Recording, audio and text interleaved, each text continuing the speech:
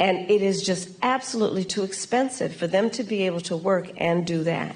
So my plan is not only about 7% of income for working people for child care, but also we need to do better for our child care providers and our health care providers in terms of ensuring that they receive the wages that they deserve based on the dignity of their work. I have spent time with home health care providers, and their work is some of the most taxing work you can imagine. And I actually, when my mother was sick with cancer, did a lot in terms of taking care of her. Ladies and gentlemen, we are about to sit back and react to nothing but word salad. All she do is rambles. She just says a lot of words. You ask her a question and she's going to give you a generic story about nothing. If you don't believe me, sit back and react. If you do not believe me, just watch as I go ahead and press play and you will understand exactly what it is I'm talking about. It seems like, you know, she's giving people this false sense of hope of this opportunity economy and child tax credit.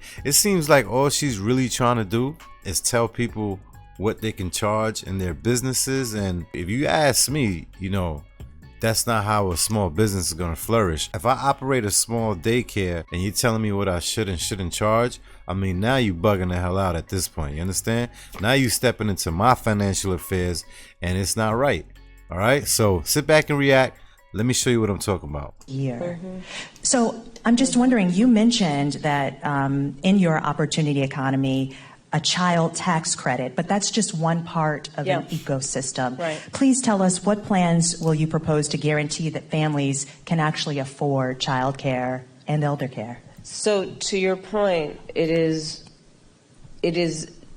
sadly the state of affairs in our country that working people often have to decide to either be able to work or be able to afford child care. Like they can't afford child care and actually do the work that they want to do because it's too expensive and it doesn't actually level out in terms of the expense versus the income. You see what I'm saying? She's saying a whole bunch of nothing just to get to something, which again is going to be nothing. She makes it seem like what she's giving you is something brand new. It's something that's already there. It's already in place. It's child tax credit is already there. I mean, what she's offering, it looks good, you know, but once you lift up the curtains and the smoke screen, then you will see for yourself. My plan is that no family, no working family should pay more than 7% of their income in child care. Because I know that when you talk about the return on that investment, allowing people to work, allowing people to pursue their dreams in terms of how they want to work, where they want to work, benefits us all. It strengthens the entire economy. We saw, for example, during the pandemic what happened. And it sadly has dissipated as a conversation that we need to resuscitate, which is the number of women that had to leave the workforce because of a lack of child care and home health care. And so many of our families, and in particular women, end up carrying the responsibility. Men do too, of course. What we call people who are in the sandwich generation. Exactly. Who have young children and are also taking care of their parents. And it is just absolutely too expensive for them to be able to work and do that.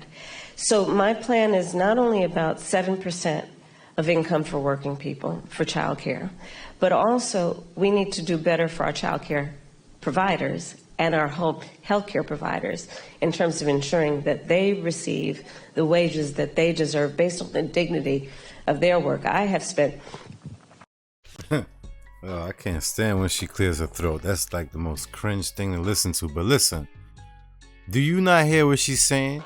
She's basically saying, what I'm getting from this is that she's going to tell them what they should be charging, but at the same time, she has to make sure that they get paid the pay that they need to get. Now, if you tell them how much they're going to be charging, then they can't get the pay that they need to get. You understand what I mean?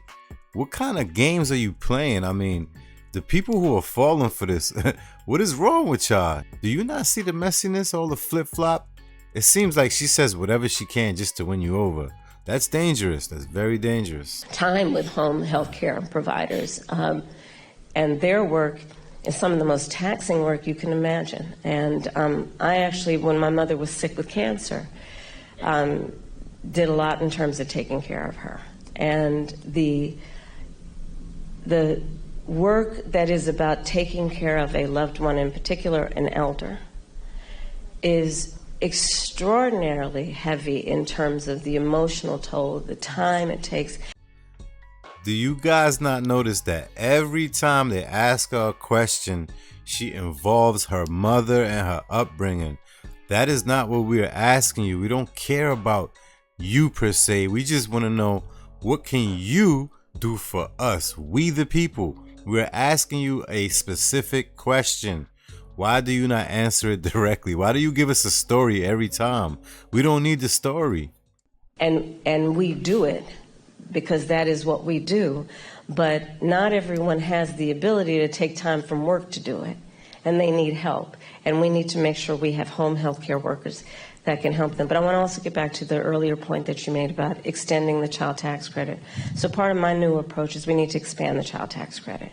And so part of my plan that is under an opportunity economy is to extend and expand the child tax credit to $6,000 so that young families in particular, for the first year of their child's life, which is an extraordinarily important time in their development, have the resources to be able to buy a crib, buy a car seat, buy children's clothing, and not have to worry about whether they're going to be able to meet their other needs. Okay, now, you're helping them for what? What happens when that money runs out? Then what? Remember, they're still in a messed up economy. They still don't have the opportunities. How about many of them don't have the proper credentials to actually land a job where their finances are going to go through the roof, huh? How about they're going to be more in the same situation than what they're in? How about they're going to be in a deeper situation than what they're in? And where is this money coming from? I mean, you guys claim you hate the rich, but you guys are rich yourself. So you have to stop confusing the people like this. You know, you got Taylor Swift and Oprah talking about they understand our pain with the groceries. How? You guys are millionaires. Come on now. How you guys are getting tricked by this right here? Don't let them fool you. Don't fall for this right here. And I don't need to remind anybody here, especially these esteemed journalists, but when we expanded the child tax credit a couple years ago, we reduced black child poverty by half.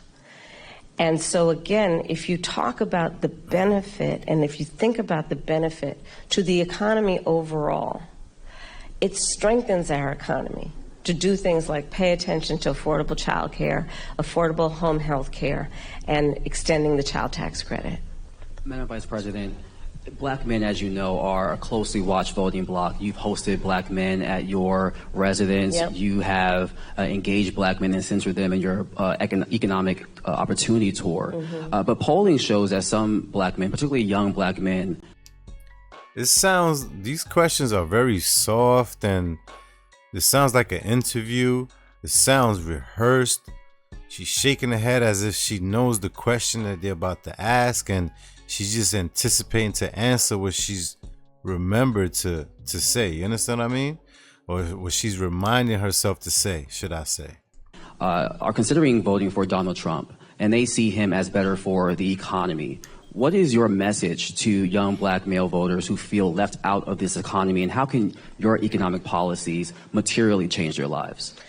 So I appreciate the spirit of the question, but I'll tell you, I've often been asked this question in a way that I've had to respond by first saying that I think it's very important to not operate from the assumption that black men are in anybody's pocket.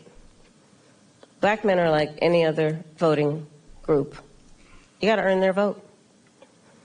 So I'm working to earn the vote.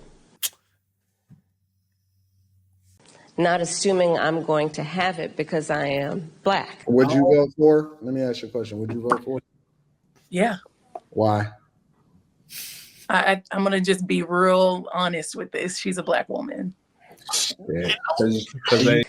But because the policies and the perspectives I have understands what we must do to recognize the needs of all communities. And I'm glad she realizes that right there. But however, That is not how the media is spewing it, and that is not how the people out here are feeling. People are voting for you because you're playing with identity politics, and they feel like they have this sort of blind loyalty where they have to vote for you because they think just because you're black, you're gonna look out for them because they're black. It doesn't work like that. You understand? We need to cut this identity race politics. We need to just stick to policy. You understand? Policy over identity any day. Intend to be a president for all people. Specifically as it relates to what we need to do, to your point around economic opportunity. Yes, I started way before I was at the top of the ticket, what I called an economic opportunity tour, focused on black men.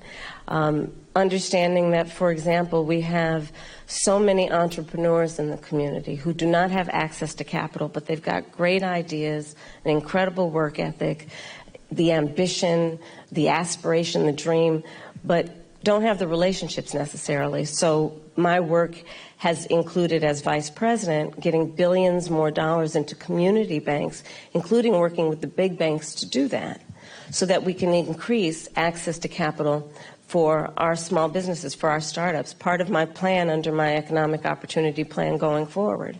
I don't understand. All she's saying is that they're going to put more money into the banks to give people more loans. You can get loans now. I don't see what's stopping anybody. We all have the opportunity. You know, you just got to get up and get it. You understand? Stop this because I come from here or I look like this. You should give me a shot. No, the shot should be earned. You understand? We got to work for it. Nothing comes easy. Nothing comes cheap. Is that right now, startup entrepreneurs, small businesses only get a tax deduction of $5,000. Nobody can start a small business with $5,000. So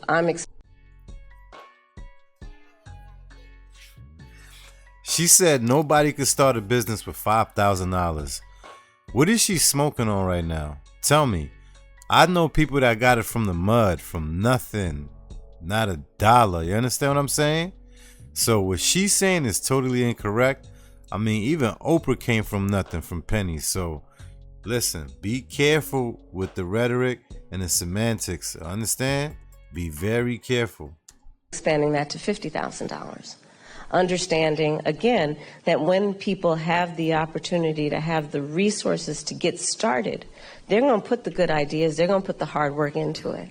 And part of what I also know is that our young black men, our black men, just like any group of people, anybody, our small businesses are really the backbone of our economy overall. And not to mention, all right, what happened when everybody get these so-called deductions you talking about off of these loans and everything? What is going to happen when the majority of these people default on their loans because somehow things didn't work out? What is going to happen? Y'all let me know. When they do better economically, we all do better. Part of my work is about understanding what we need to do in dealing with, for example, the historic inequities that have faced the black community around home ownership, right? I don't have to go through the history with anybody here about what that has meant in terms of redlining, what that has meant in terms of biases in home appraisals, and what the impact it has had on stemming the opportunity to build intergenerational wealth because of those obstacles. So part of the work that I have done and will continue to do is identify, speak truth about those obstacles, and address them. Another example is medical debt. Here we go with this now. Make sure y'all go in the comments and let me know what you think about this. Was this another case of word salad? Was she just mumbling and rambling? Or did she make sense to you? Go in the comments, run it up, flood it up. Let me know your thoughts on this right here. If you like reactions like this and you have any suggestions, go to my inbox. Go hit me up on X, formerly known as Twitter, or Instagram. Link is in the bio. See you in the next one.